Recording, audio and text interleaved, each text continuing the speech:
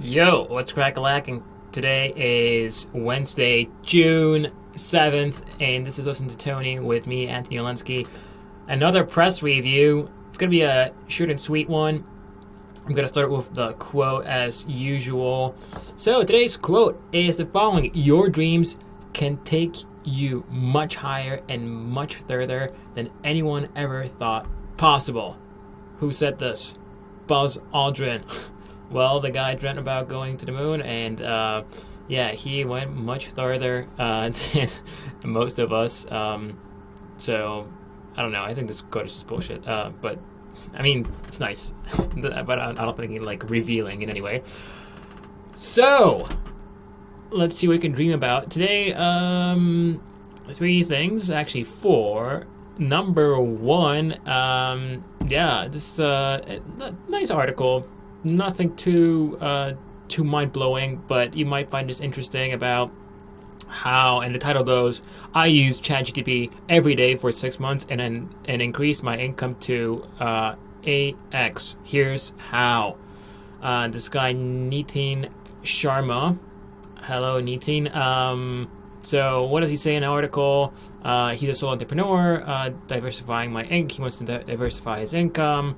And so what does he use AI tools for? Mostly ChatGTP, which is for free. I guess if you pay for the pro version, the results might be slightly better. But overall, you can do this, do whatever he does for free, and make some money. So number one is content writing. So there are a lot of prompts that you can just use. Like, for example, I'm looking to write a compelling web development blog post that explores the latest trending topics in the industry. Could you provide me with some exciting and relevant topic suggestions to inspire my writing? And then if you need an article change or what are title for the article, you can also ask ChatGTP for some ideas. And even for like specific information, right? Like, what is quantum computing and how can it be used in real life applications, et cetera, et cetera. You can ask it for just verifying for typos and kind of what Grammarly does. I'm not sure if if ChatGTP can give you the same quality of like grammar check in terms of like, because Grammarly does this thing where it not only tells you how, like, if your thing is grammatically correct, but here's how it could flow better.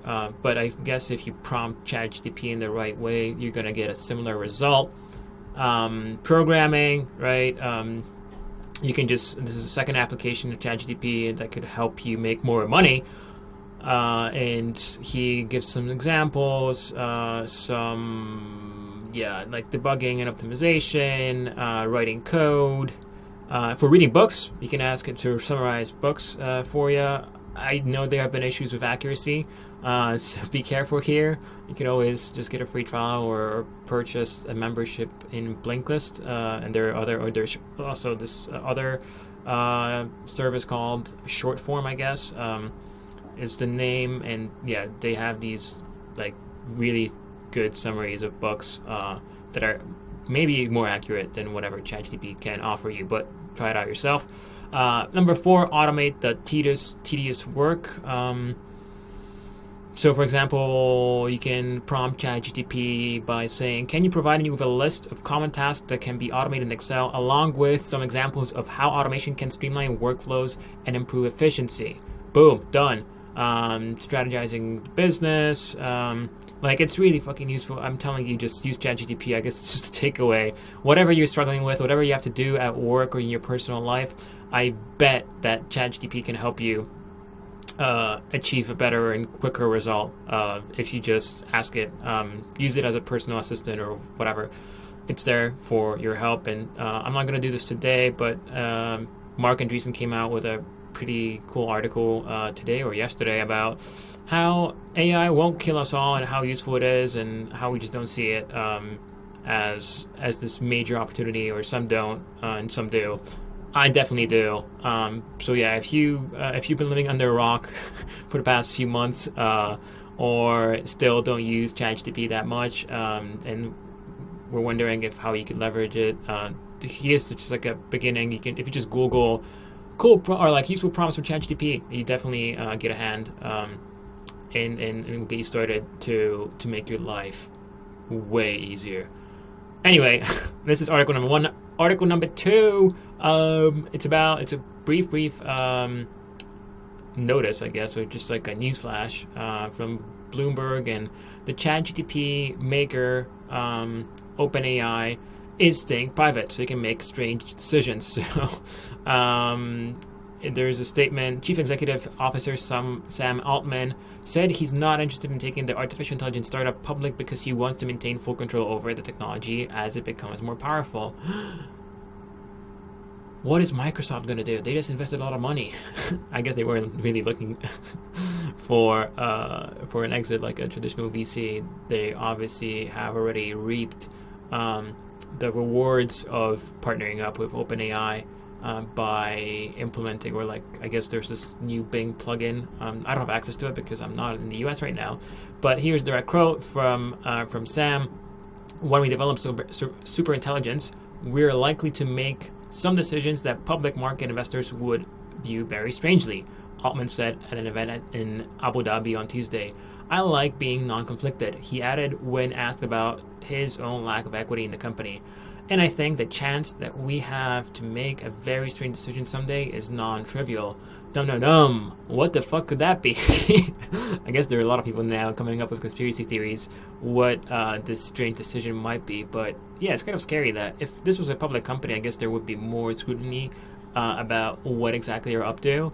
But they can just, basically just saying, I want to stay private because I want our company to be able to do whatever we want, even though this has a massive impact on the future of humanity.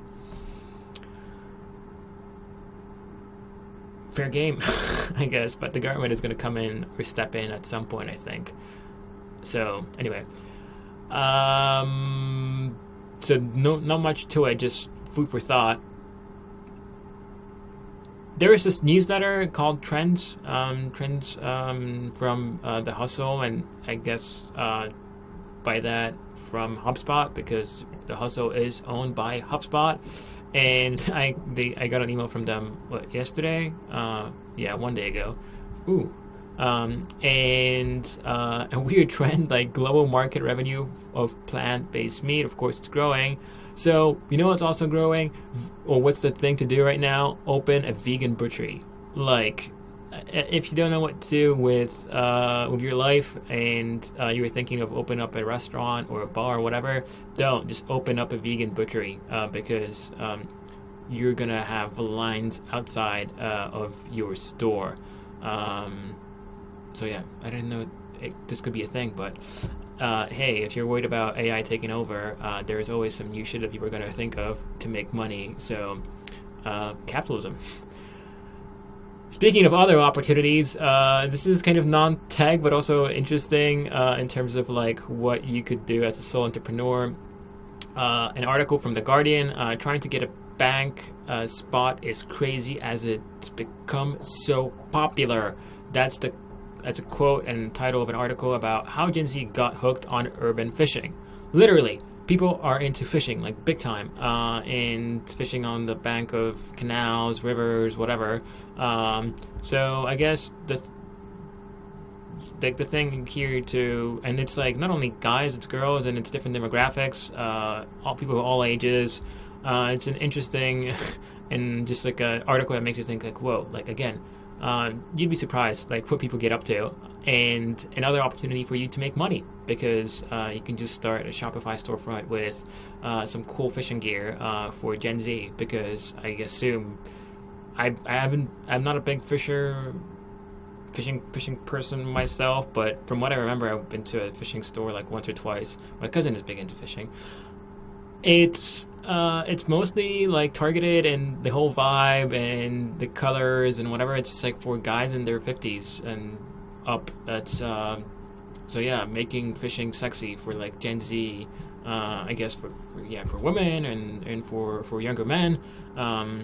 There's definitely some fashion angle to this. And last but not least, sorry, this is kind of a bit dark, but it's this like article from Forbes. I know it's been out there for like 2 or 3 days now, or 4 days. and so probably some of you already heard about this, but yeah, the AI founder taking credit for Stable Diffusion's success has a history of exaggeration. So get this: there's this guy who his name is Ahmad Mostak. I hope I'm pronouncing his name right. Yeah, he's been like saying that he has a master's degree from Oxford University in the UK. He's a trusted confidant to the United Nations, and the tech founder of Stable Diffusion.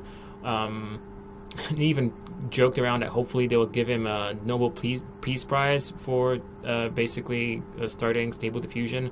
Stable Diffusion is helping. It's a text-to-image generator that leverages AI technology, but surprise, surprise, the guy doesn't have a master's. He only has a bachelor's degree from Oxford.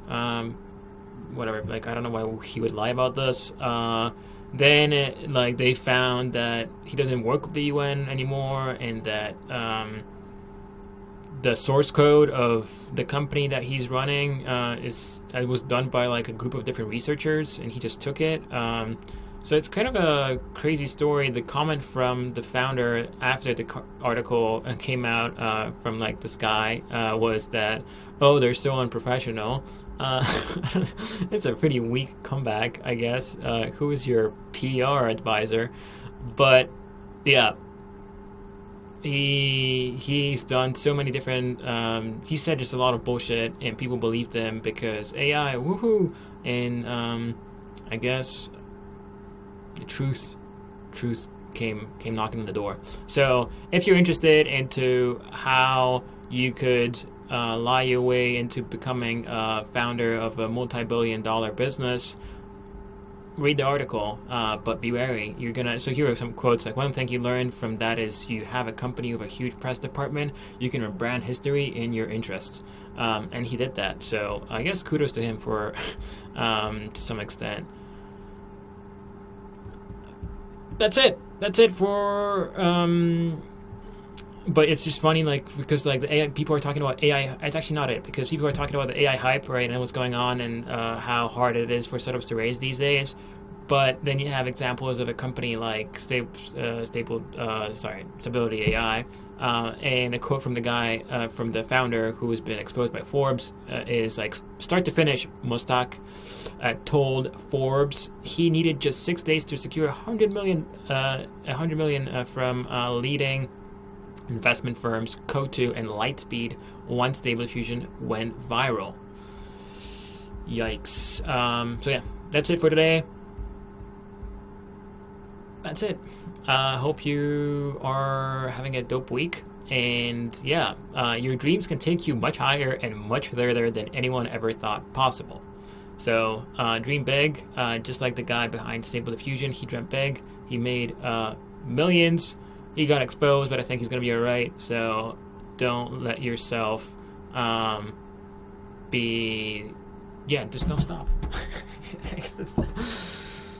Fuck, you know what? It's interesting because I've been going through these articles, and it's hard to distill something that's going to be actionable for you. Hopefully the two last articles were, not the two last, the one about the vegan butchery and the fishing trend. But anyway, let me know. Bye.